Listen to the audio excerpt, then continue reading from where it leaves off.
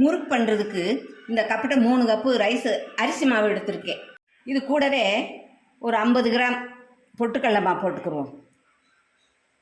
அரிசி மாவு வந்து பாக்கெட் மாவு தான். எள்ளு 1 ஸ்பூன், ஓமம் 1/2 ஸ்பூன், ஜீரகம் 1 ஸ்பூன்.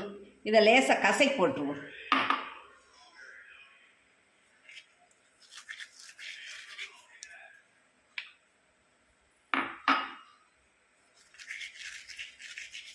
வாசனையாக இருக்கும், அதுக்காகத்தான் கசக்கி போடுறேன். 1/2 ஸ்பூனு பெருங்காயத்தூள், உப்பு 3/4 ஸ்பூன் இருக்கும், தேவையான அளவு போட்டுக்கோங்க. வனஸ்பதி 50 வனஸ்பதி சூடு பண்ணி வச்சுருந்தேன், அதையும் ஊற்றிக்கணும்.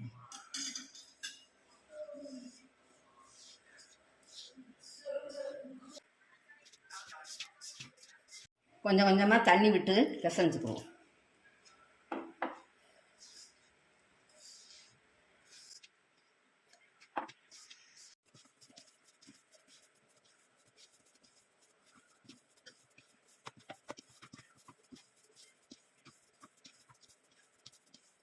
பாருங்கள், இந்த பதத்துக்கு பிசைஞ்சு வச்சுக்கோங்க.